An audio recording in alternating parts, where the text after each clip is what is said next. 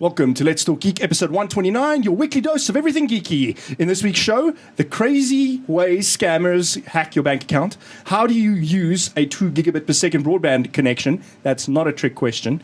And ancient D20 die emerges from the ashes of time.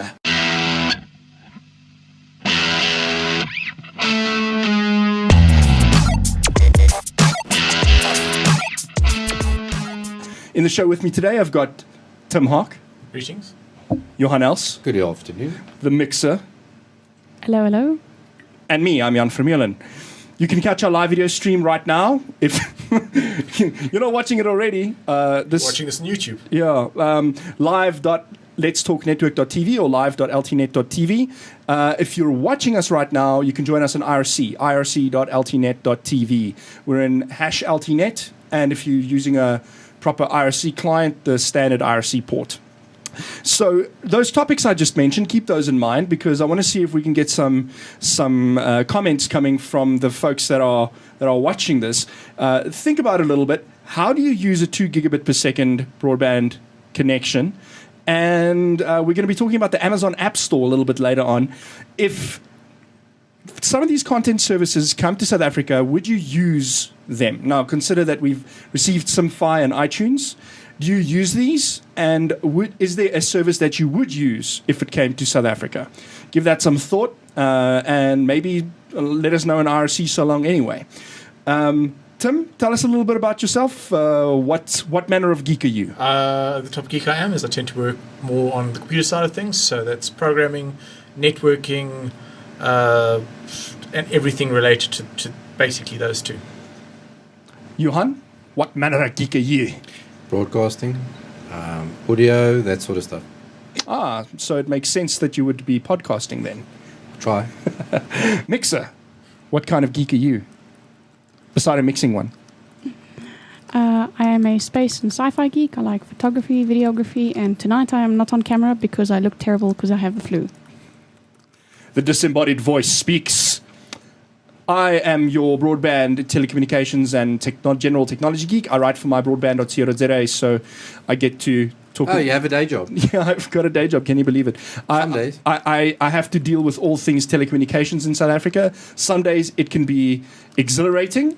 In fact, my job is always exhilarating, but some days it can be a little depressing. Are you sure your boss is listening? Yeah. No, but I mean, like, some days it can be very depressing having to... Well, for those of you from South Africa, you know what the broadband situation is, right? Some days you just want to cry. Yeah, same thing over and over. Yeah. So you can also, by the way, tweet us at Let's Talk Geek. We might not respond in the show today, but we will respond in future shows. You can subscribe to our YouTube channel. Tim, I don't remember what it is. You can search for Let's Talk Network on YouTube, and it should pop up. I think it's actually LT Star. Yeah, LT that was Star. due to the fact that we can't change it. Yes. But search for Let's Talk Network and you'll find it. That's the base. I'm so sure that if you search for Blame Jan, you'll also find it. or at least you'll find a very, very cool Twitter stream. Exactly. Yep, there is a Twitter stream at Blame Jan. For when we run late, which is always, you can blame Jan. We always start with the random after the lengthy introductions. And so, courtesy of the Mixer, iodine-129 is a long-lived radioisotope of iodine, which occurs naturally, but also is of special interest in the monitoring and effects of man-made nuclear fission decay products, where it serves as both a tracer and potential radiological contaminant. The longest-lived iodine radioisotope has a half-life of 15.7 million years. Hardcore. What does a half-life mean? Sorry. It's basically why don't they until half the sample has decayed. Yes. So why don't they just say a full life of 15 million? Because it doesn't. It's hyperbolic. So there's no such thing. It doesn't just go away. So if think of it this way: in 50 million years, half of it has decayed. In another 15 million years, half you of have that. a quarter. Yeah. Oh, with you. Okay, I'm with you. Okay. Yeah. So that's a long time. Yes. Quite a while. For it to decay.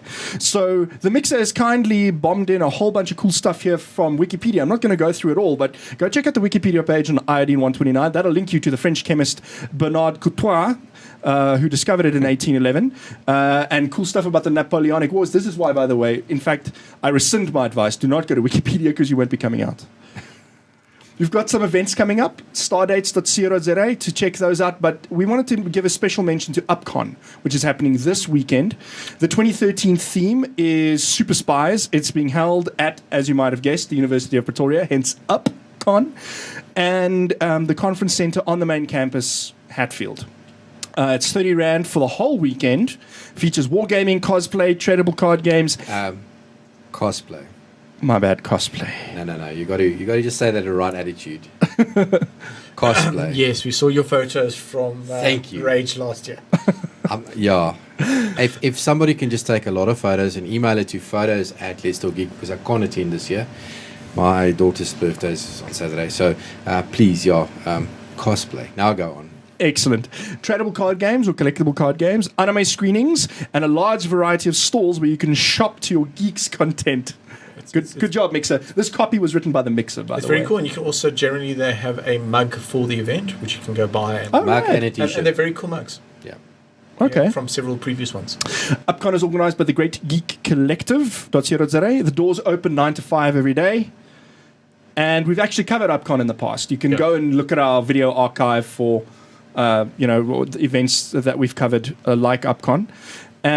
It's a long, long time ago in a galaxy far, far away, though. Yes. So Unfortunately, it seems that the first time I think we covered it in 2011. Yes. Yes. That weekend, we actually had nothing going. So we could actually spend the weekend there.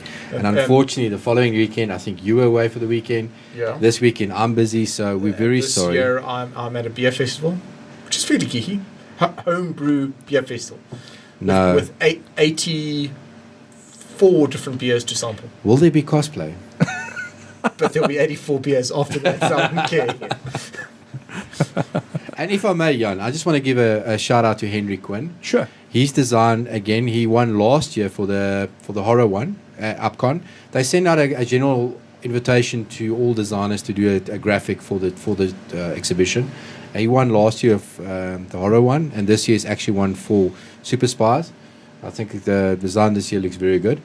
So if you go and buy the t-shirt and the mug, you'll actually have that on the mug itself. If you look carefully in the bottom right-hand corner, it says HQ. That's for Henry Quinn. I spoke to Henry back in episode 11 of Let's Talk Afrikaans. He will be at the exhibition and he'll have the Lego table.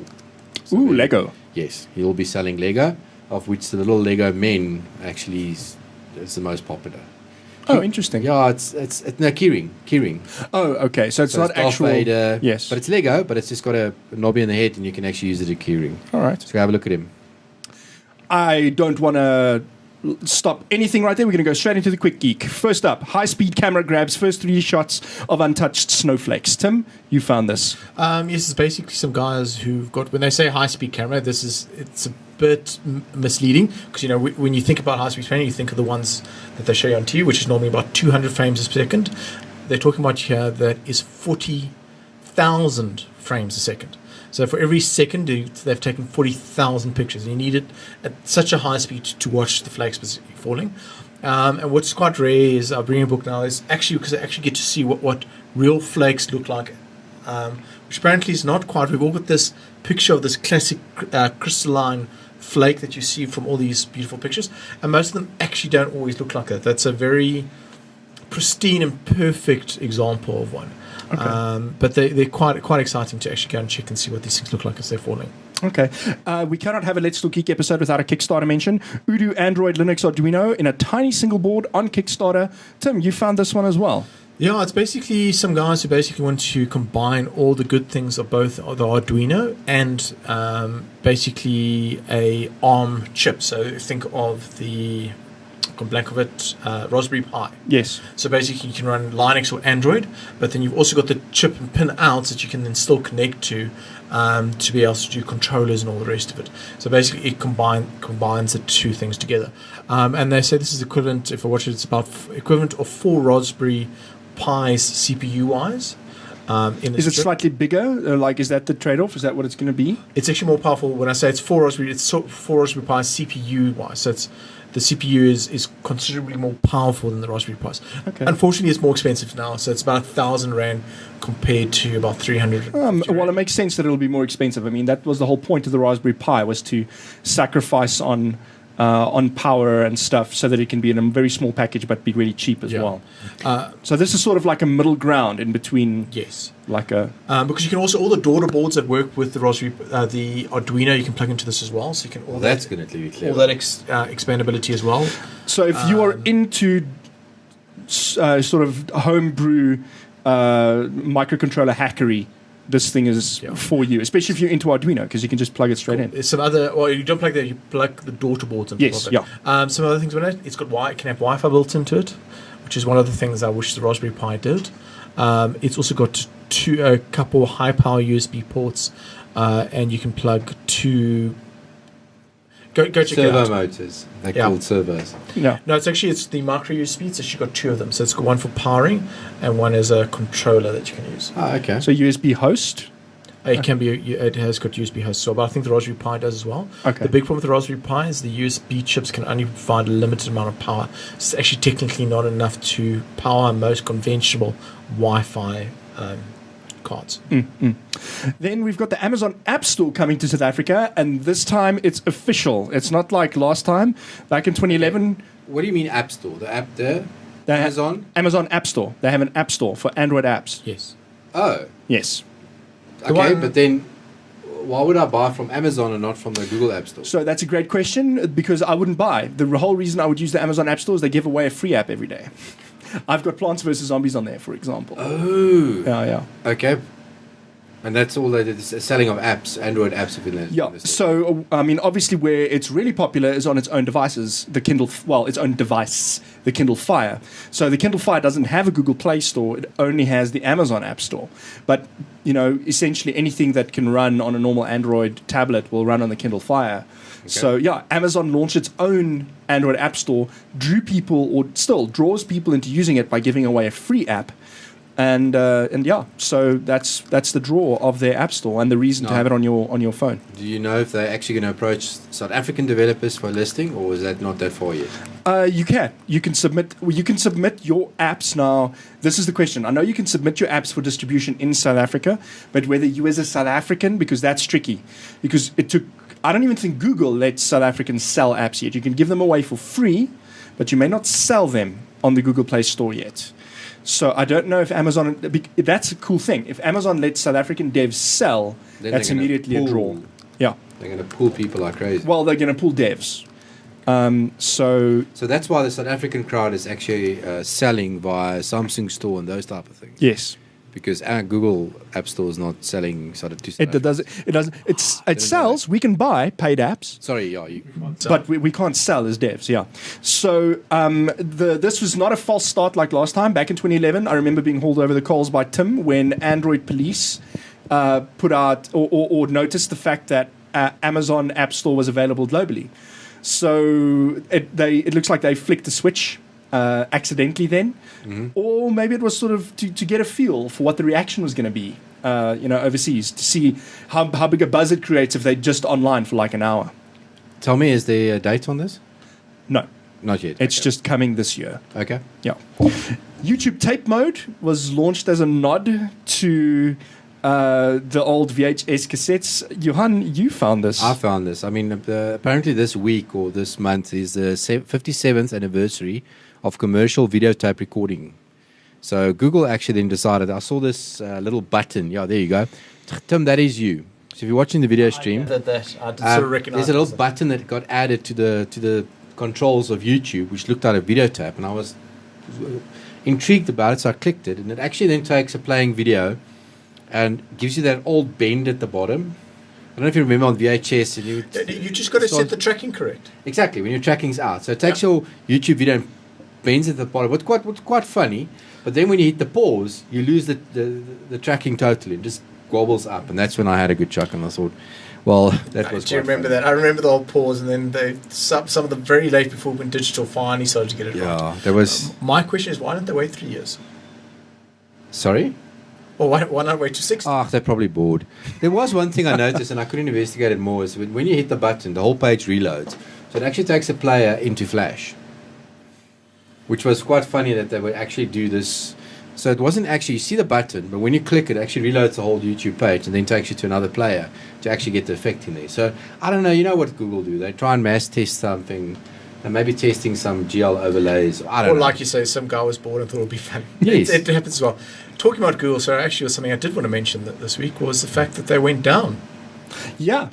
They went down yesterday, in fact. And for they a might even tiny still while, be down. and it just goes to show what having all these centralized servers, some Sorry, of the risk is. Come again? Well, the whole of Google didn't go down. Google Apps Yes. went down, and then a bit later, normal Google accounts, Gmail, basically IMAP and stuff also broke. And it wasn't everything, though. Google Drawings, Google Sites, Google Video for Business, whatever Postini services are, Google Talk and Google Calendar were available. Postini is the basically archiving, and what Mimecast does Marshall. is what Postini sort of does. Okay. Yeah. But, for apps customers, Gmail was down, Drive was down, along with doc spreadsheets and presentations. No, it's got to be all of it, worldwide, because ours Yes. was definitely up. No, for a brief period of time. It did come back later in the day. Oh, okay. But we run a lot of our business via this, and it was fairly my whole obvious. company is on. All of a sudden, mail clients started popping up, can't log in, type your mail thing, people working on docs. Having said all this, I'm saying this was a negative thing. I must be honest, the amount of downtime we've had with this compared to running our own servers is less. And you know what the best thing is, all the people, because we are responsible for this, is got this thing, we realized the problem, and could then sit back and relax and wait. I'll go have a beer. Yeah, we didn't. We can't work. Let's go drink. Before this would happen, That is the opposite of what happens at my broadband. The server is down. It's that's all the hands. That's That's the it's your beauty. server. But if it was somebody else's server, and it's their problem, Yes. what do you stress as much? Well, it's not. I mean, it's a hosted server, right? But it doesn't mean that things stop. True, but I'm saying you're responsible for making sure that comes back up again. The fact that we've moved our services to Gmail, when it goes down, we go have a beer. There's nothing we can There's do. nothing you can do, and it must be back quicker than I could ever do. Exactly, because they've got a much bigger team available to I them know now. there's somebody brighter working on the problem Yes, than me. it will be back. Well, that would explain the message I got from somebody on SMS yesterday. I can't mail you. Gmail is down. So I SMS'd him back. Google's probably got a problem. Let me phone them. He did SMS me back to go, are you being sarcastic? Yes, you cannot. No one phones Google. Google phones you It's one of the. No, they don't. if you're important Yes, they enough. do. True, but Do you If you're Will Wheaton, they'll phone you. Okay, but any case. Anyway. We've now stuck on that one. Yeah, we are way over. Anyway, Microsoft Surface has got a launch date in South Africa. And the launch date is more of like a broad launch window. It's like second half 2013. wait. Does anybody care? Well, I heard something today which I'd love to get verified. Evaluation units that went to a specific company for evaluation. I can't give too much. In any case, the Surface ships with a 16 gigabyte SSD drive. Mm-hmm. After The RT. Am I right? The RT does. Yeah. So So the after Pro, it's- 64 gig. Okay, so after installation, it's got 2 gigs left.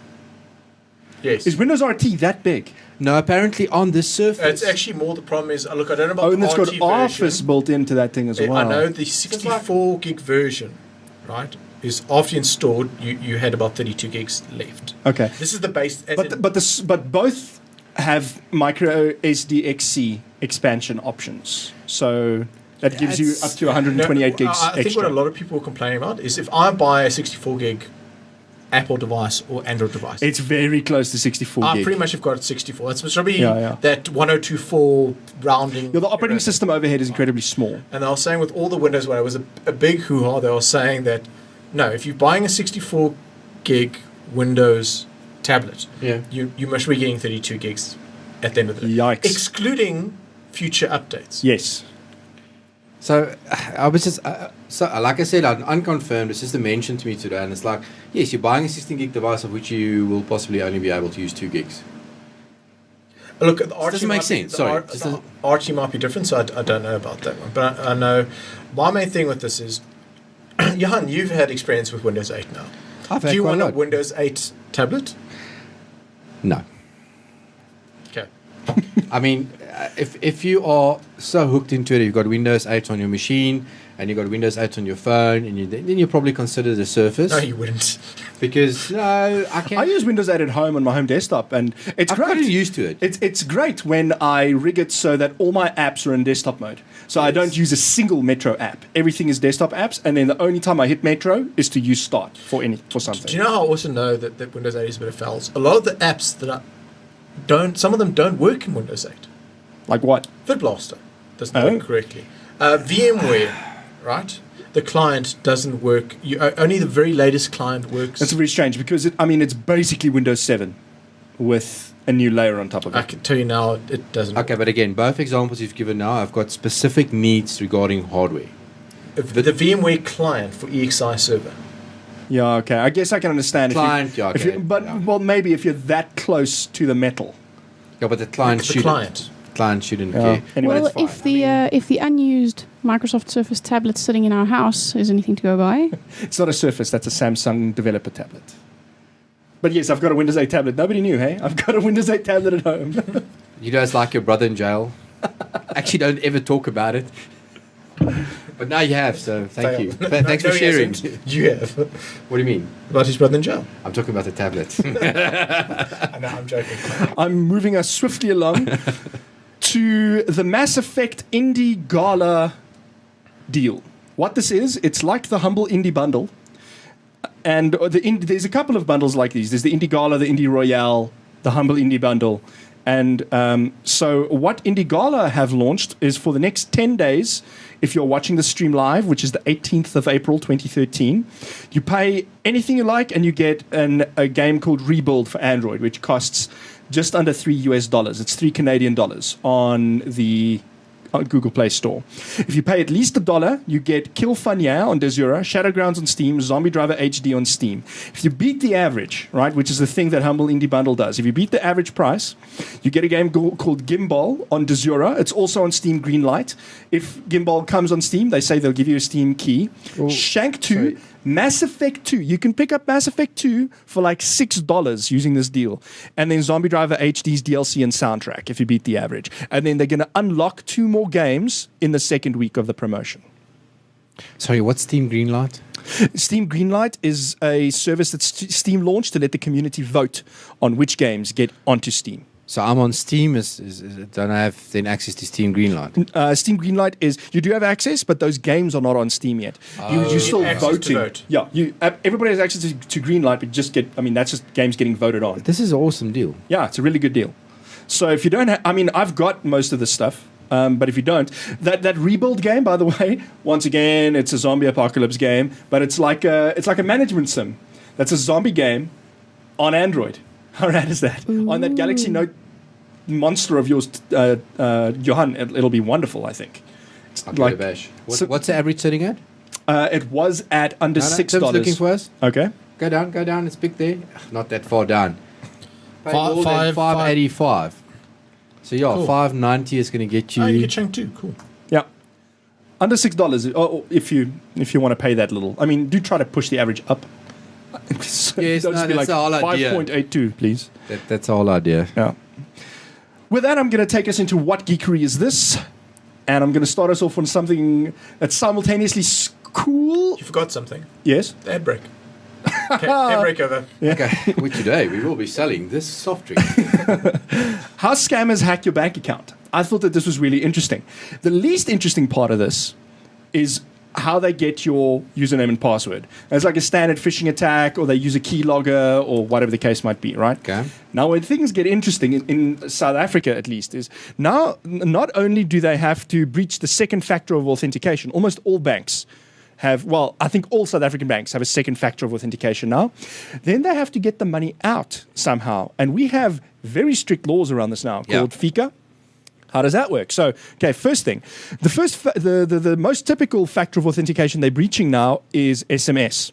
Now, the banks, the reports I'm receiving are that the banks that do not use SMS as the second factor of authentication to do stuff in your online banking are actually not targeted at this stage. So guys like Capitec and Nedbank, I think, they use tokens, USB dongles, or an app on the phone. Nedbank does have SMS token, Let's but not it's go got a into weird, who's doing slightly who. different. They do it pushes something that you've got to confirm immediately. It's not an SMS, but it does use the SMS functionality. Okay. But that's fine. Okay, so so we're talking about guys sending out SMSs. Yes, you right. got me. So now what Yeah. happens is you log in. For those of you who are maybe unfamiliar with internet banking, which is highly unlikely, but you log in, and if you want to add a beneficiary to pay, you get pushed a random verification number. It's a string. It's a hex string typically. You type that in, and then it lets you add the beneficiary's details. So to get around that, they need to They need to hijack your number They somehow. need to get to your phone, yeah. Yeah. No, not into your phone necessarily. That's one way. But the most typical way they do is they dupe your SIM, or they do a temporary SIM swap. So Okay. the one way is they've done social engineering attacks on the operators themselves with very little information, managed to do a SIM swap. I think that's largely been dealt with. Then, so what the other thing they do is sometimes they've got insiders at the operators. Okay. And there was a big scam a couple of years ago, 3 years ago, that blew up because of something exactly like this. And insiders at the operators who were actually doing this. But the person I spoke to, who's head of digital at APSA, Adrian Vermoeten, he actually explained that they don't need to have an insider. So it's not like, the operators are busy necessarily shafting their customers out of their money. They walk in and some of the folks on the forum was commenting that this is maybe a little too Mission Impossible, but they start the video camera on their phone. They walk into the Vodacom shop or the MTN shop or Cell C shop or whatever, and they put it down on the counter, start a conversation, and then ask something that requires them to log in on the admin backend, the web-based admin backend. They record the keystrokes using their camera, and then they leave. They've got the password. Now they can log into the admin backend if you know how to get at it. To get into a Vodacom store to do that. So No. they still need an accomplice somewhere. Not necessarily. Some of them are running over internet. Yeah. So if you know where to go, then you log in, you've got the username and password, and with this information, apparently, you can do a SIM swap. Now you've hijacked the person's cell phone number. You only need to do it for a couple of seconds. You hijack the number, you get the RVN, you create a beneficiary. Okay. Third phase of the attack is how to pay that money out. Because Without it being traceable. yeah. Okay. Because the FICO requirements are you need proof of address, ID documentation, blah, blah, blah. So once again, simple social engineering attack. They sit next to a guy on a taxi. They tell them a sob story. They're like, geez, it's the first time in months I've got a job, but my employer is insisting to pay me to a bank account, but I don't have one yet. Can you maybe help me with yours just for the first month? I'll give you $100. Bam. Completely legit, legal bank account. Even if they trace it back to that guy, he just tells them what happened. He says, plausible deniability. He did not know. He genuinely thought that it was the guy's salary. There's nothing illegal about letting somebody pay their salary into your account. Hey, presto, your money's gone. And the banks don't take any responsibility for it because the first phase of the attack is getting your username and password. Yeah. And that they put on you. So, moral of the story, if you're on a bank like I am, maybe I shouldn't have said that out loud, that uses SMS as a second factor of authentication, make sure your PCs are clean. Do not, it's very simple for a techie. Do not click on fishy emails. With this and with where the banks always say, no, but it's not our problem. They can do things to stop it. They can. And from my conversations, they are. So, a lot of them are now moving away from SMS as the second factor of authentication. Or like Capitec has a smartphone app.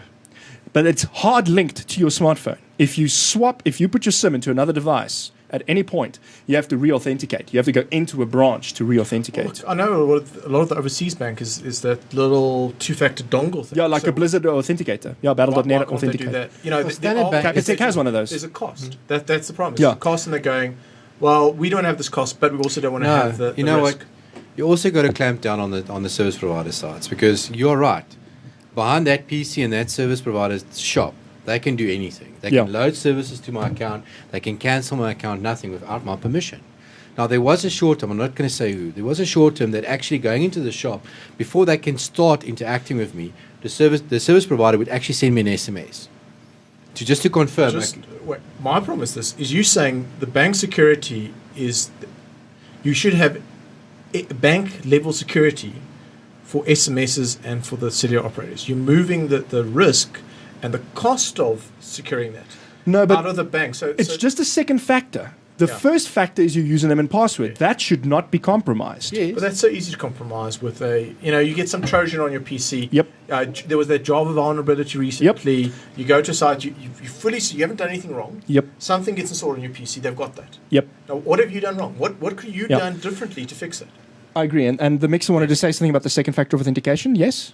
I saw you leaning into the microphone. Capitec, smartphone app. I was just going to say that Capitec provides those dongles. Initially, you had to pay for them, but you actually get them free of charge now when you open a Capitec account.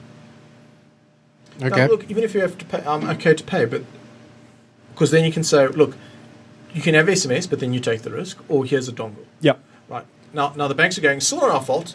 It's the SMS guys. And they are moving very, very slowly. Well, or your fault. You should not have let your password get compromised. What could I have done to stop it? Exactly. But so in the terms and conditions, unless, and it's tricky, they say unless you can prove negligence on their part or fraud or intent to defraud on their part. I mean, it's almost impossible. No, I agree. And that's I've got a simple solution. Anyway.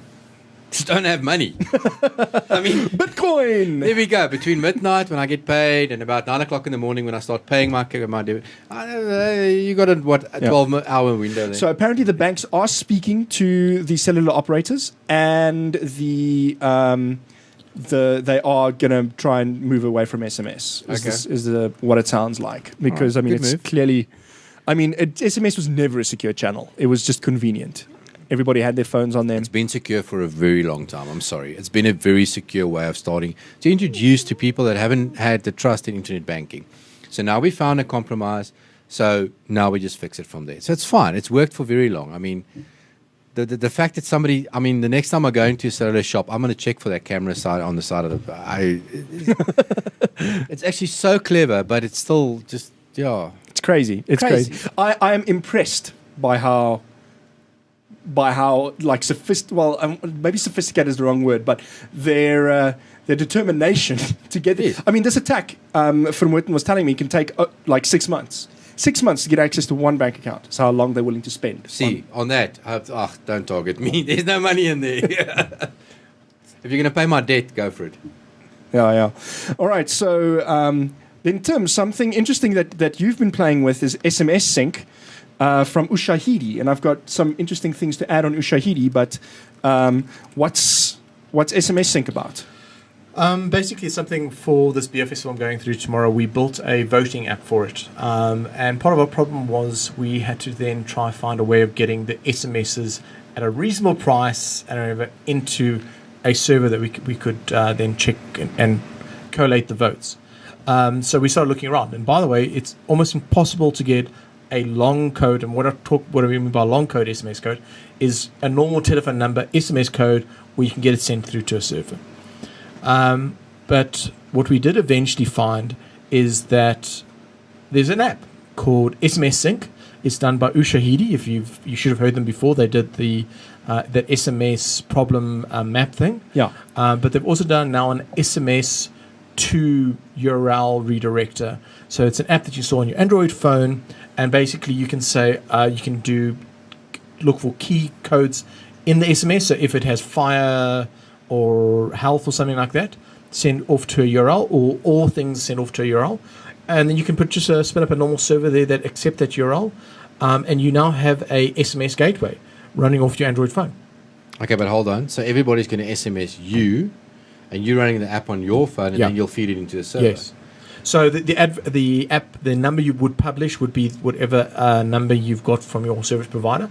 But for about 800 Rand now, you can have a full SMS gateway through to URL. That's nice. I mean, and you also you surely don't have to have like a particularly powerful Android phone. Can you get like that Vodafone cheapy? That's the one. 900 Rand. The 800 Rand one that I saw was the cheapest Samsung. But whatever Android phone you can get will run this pretty much. Nice. And it works pretty well. If anybody wants to test it, you can always go to vote.altinet.tv is where we're running it. And how we got around the long code is we just generated a whole bunch of QR codes for people that basically autofills the SMSs, and with an SMS number, you can also create a URL link that goes to SMS. Just very quickly, I mean, okay, now we're going to go to Geek, Yes. right? Are you okay? What's the app doing on your phone? Is it actually connecting to an URL, or is it sending through SQLs? Or what is it? It's pretty much connects to a URL, and you can specify HTTPS or HTTP. So pretty much SMS comes in. The app then looks through the filter you wrote. Yeah. Is it post or get? It's a get request. Okay. Is this URL in there? It then does a URL get request with source number, SMS ID that I think it's got from the operator, receive time, and the actual SMS. And that all arrives at your server. Oh, so your server still has to parse the SMS. Yeah, but that's fairly easy. It's better that way. Yeah. Look, if anybody really needs the code, I've written it, so you're welcome to it. And then you do with whatever you want with it. We then did the rest of the voting app for this beer thing. So it's people's choice. It's worked quite well. Sorry, on the previous topic, a quick comment from Goatee in IRC is the recommendation he's always given his family is to have a dedicated Linux PC that is for internet banking. I think that's great advice. Like, don't use your Windows PC for anything secure. Yes. I mean, that's where you're liable to get keyloggers and stuff. So, well, I know that was one of the few ones that didn't block the Java when the exploit came out. I know Mac immediately basically turned Java off on all browsers, and I'm not really sure what happened on Linux. Most people there don't even run the Java stuff anymore. Yeah. Okay. Then another interesting thing that's come through, or that's been a hot topic of discussion at least, is why PC sales, first there was like PC sales are declining, but perhaps the question to ask here is why are PC sales declining? May I ask? Can we define PC? What are we talking about? And I think that's where the center of the argument stems from. Tim, you found the story. This was a story that somebody wrote, and everybody's been postulating why PC sales are declining, and they've come down quite a bit. So I think it's down by about 14% from last year, which is quite a large, scary amount. But again, just before, okay. So I'm going to go over. What is a PC? That's my first question. A lot of people, and this goes in. A lot of people are blaming Windows 8. Everybody's waiting for Windows 9 or Windows 8 to be fixed before they go, because normally people go, I'm upgrading my thing and I'm going to get a new PC with it. A lot of people are blaming tablets. Okay. And they're saying people moving over to tablets. And there are some analyst companies that are actually classifying tablets as PCs now. Yeah. Anyway. And he says, even if you look at that, most people a lot of people actually will have a tablet and a PC still. So why would you say the tablet has removed the need for the PC? If you're going to type a document, you're not going to do it on your tablet. But he says, what the most likely reason is, all of you have PCs. What is it not doing now that you need a bigger PC for? Unless you're a gamer, your PC that's 3 years old or whatever still runs Word perfectly, still runs your browser perfectly. Storage-wise, we're moving everything to Dropbox.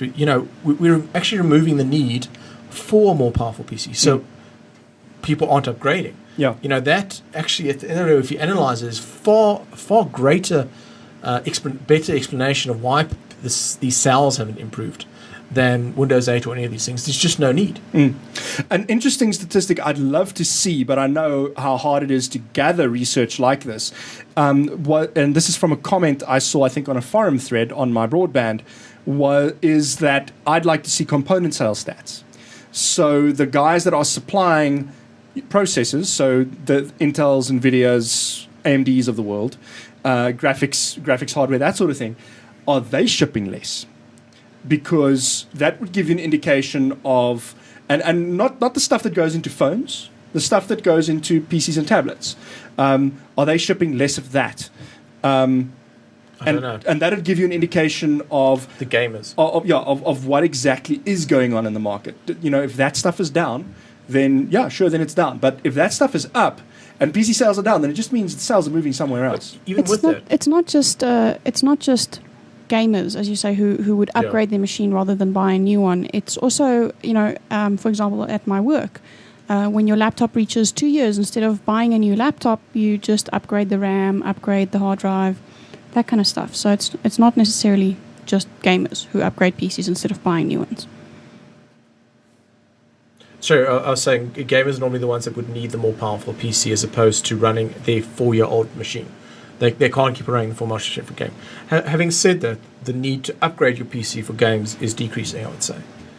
It's not quite moving as fast as it used to. Yeah, I played one of the year's most celebrated titles, BioShock Infinite, on a PC that's how old now? 4 years. I haven't upgraded my PC in 4 years or something.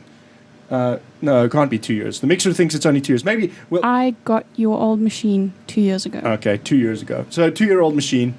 But that's it. So you still need it. So look, games are still pretty cutting edge, but it's slowing down. The need to. Yeah. But I mean, to put it in perspective, I've got an AMD X3. It's not exactly hyper-threaded 8 cores of Intel madness. I've got 8 gigs of RAM in there, if memory serves. Maybe 16. Memory serves. Yeah. You have 16. I've got 16 gigs of RAM, my bad. So, and I've got a Radeon 57. Maybe we should ask the mixer. It sounds like she's got a better idea of what you're running. Even looking at the RAM, like I've got 16 gigs. I don't have PC. like a Radeon 7000 series or anything. Go watch the RAM usage on your PC. It doesn't go above 8. Yeah. Yep. In the old days, it's like I was always hitting it. I never hit my max memory anymore. Anyway. That's enough of that. Okay, even though we hate, and everybody's slating Windows 8, and I hate the hell out of it, it's funny how for the last, what's the two they never made? ME and Vista, okay? How actually, if you take the same old hardware, just an experiment, and pull it out, and actually, that could run XP, you can run Windows 8 on there. So the efficiencies in the operating system have improved. Yes. They have improved. So that also contributes then obviously to the fact that you don't need. But my argument to that is, your operating should be the thing that uses the least resources on your PC. The applications I'm running should be using my resources. Well, I'd be interested to see. I mean, if we're going to go down. I'm not commenting. I'm not sorry, if I may. I'm not commenting about Office. Yes. Yeah. I'm just saying Windows. Yeah. Well, and I'd love to see, because Mac OS comes with a ton of apps pre-installed. So I'd love to see how much space Mac OS takes up. Vanilla. Clean. Before we have this discussion, Good point. I think. With that, my question to you at the start of the show was, how do you use a 2 gigabit per second broadband connection? Now, this isn't related to the article that we did, but a discussion we had that I thought was quite interesting. Yes? Download all the things. Okay. Right-click Internet, copy. Right-click Internet, paste. Okay. Sorry. So now, Yeah.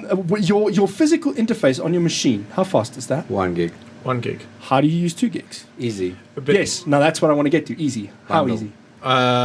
Depends. Are we talking servers or PC that I can build? No. It has to be at home use. Yeah, so Like, how do you use your 2 gigs? I put a switch in that can take 10 gigabits per second, and I have multiple PCs. Okay.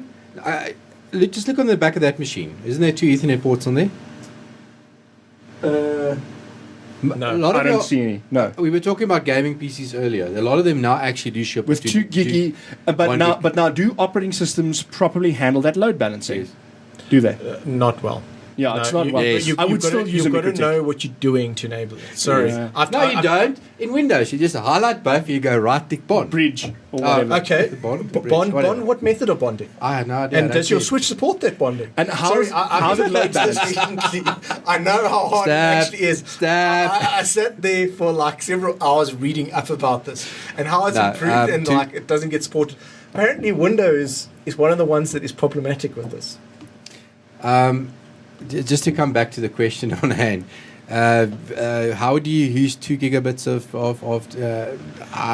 And I think the answer to that from a South African perspective, I mean, while from a geek perspective, it's fantastic to ponder about. From a South African perspective, I'd go, just give me the 2 gigs first. Yeah, let's get it. I'll dare you. Come, bring it on. Let's get the 2 gigs first, and then we'll worry about it. Can I add one actual problem that nobody actually even realized yet? Let's say you put a 10 gig Ethernet card in here. How fast is your hard drive? That's a good question. You'd have to... SSDs, I think, might be You faster. might be able to hit the speed, but if you're using a normal standard hard drive, No, you won't. Hold on. you'll hit about 600. SATA is now sitting at 3 gigs. No, No. you 6 gigabit per second on some SATA. Go check how fast you can read and write to your hard drive. On a normal spinning disk is about 608, assuming nothing else is going on, is about 680. So theoretically, you will be saturated. And go check the Okay, speeds of your whoa, motherboard. I bet whoa. you at 2 gigabits per second, you have saturated your Hold motherboard on, speed. Hold on. Why would you need a hard drive? Just stream. From what? Use the cloud storage, map the cloud Okay, storage. yeah, but what you going to be reading off of? Like A hard drive. right click, mount. But that's not a single hard drive. That's a stripe set on the other side. Yeah. It's spread over how many users? I'm the one with 2 gig. Bugger the rest. So I'm just. But I mean, suddenly, going seriously, into- suddenly you don't need a hard drive on your machine anymore. Think about it. Well, until you go somewhere, anywhere else in the world outside of Japan who doesn't have 2 gigabit per second internet. You just said I've Wait, got wait. 2 gig. I'm working on that principle. Right, And okay. throw all the hard drives out of your house. Until you have something like this week with Google, and then suddenly everything's gone. So you always have some SSD. You need something to. You've just explained why I'm probably not going to buy a Chromebook, even though it looks very pretty. In this country, it's just pointless in this country. Anywhere still. I mean, while cloud computing, doing everything in the cloud, in theory, is a cool idea. Yeah, I mean, Google went down yesterday. Now what? Can I Go have a beer. In the words of going Bender. about this until you can get more than 800 kilobits up, which you don't really get in this country. Anything like that is pointless because you've got to save document. 30 meg document. How long is it going to take? Yeah, it does. I mean, because we've been syncing big files across Dropbox at the Let's Talk Geek, amongst the Let's Talk Geekers. On a server which And I can it's push up frustrating. at 10 megabits per second, it took to sync 80 gigs. Took about 5 to 7 days. That's up at 10. But yeah, okay. We're not talking about. We're saying here's 2 gigabits. But as you said, if you want me to test it, let's go. Bring. I'll test it for you. Okay. Anyway, yes. With that, we always end the show on a positive note, even though that was pretty fun. But this was pretty cool. I think. I'm very sorry. You had 2 questions.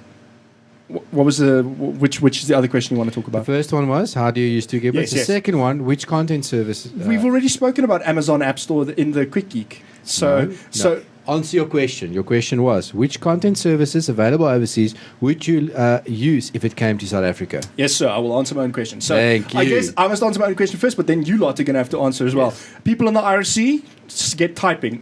Which content services would you use that are available overseas but not available in South Africa if it were to become available in South Africa? Movies and series. I would use probably Hulu Plus, That's movies and series. yeah, and HBO Go. But HBO Go is only available if you get a cable subscription with somebody who's got a deal on with HBO. I'd get Netflix and iPlayer for Doctor Who. Ooh, but iPlayer won't be available to anyone outside the UK. But I want Doctor Who.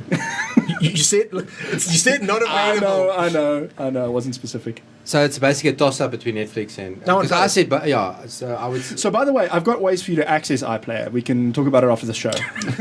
I've got ways of accessing Doctor Who. We can talk about it after the show. on that. Yes. Thank you so much for joining us for our show, our first show back at House for Hack.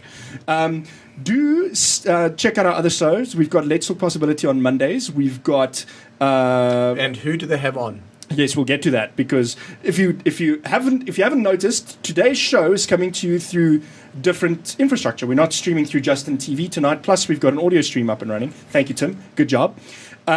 We are getting ready to do something a little more high quality for Let's Talk Possibility on Monday night. We've got Guy Kawasaki coming in. If you're not familiar with Guy, he is an advisor to Motorola. He's worked for Apple, amongst others. And he's going to be coming on Let's Talk Possibility show on Monday evening. And he's going to be talking about venture capital, kind of pitching yourself to companies and selling yourself to venture capitalists to try and secure funding for your startup. So, and coming from somebody who's, so deeply ingrained in the Silicon Valley scene, I think it'll be quite useful for... I'm going to be watching it. Yeah, for budding And we're going to be startups asking and questions in the RC. Yeah. Absolutely. I'll be pelting questions at them from the IRC. So do check that out. Let's Talk Possibility, I believe, is on at 7 on a Monday evening. Is that Yes, correct? that's correct. Okay, come and check that out. Once a month, we have Let's Talk Hack on a Tuesday night. Yes. I had a recording last night. Yes. So if you are watching this stream live, you've just missed them, but their show should be up on YouTube. If you are watching this on YouTube, you can go and check out Let's Talk Hack right after this. So go check out those guys. It's their premises we're invading to be streaming Let's Talk Network from. So muchas gracias to them, and keep up the good work. With that, thank you so much to my co-hosts, Tim Hawk. Where can people find you? Tim_Hawk on Twitter. And how's Great Signal going?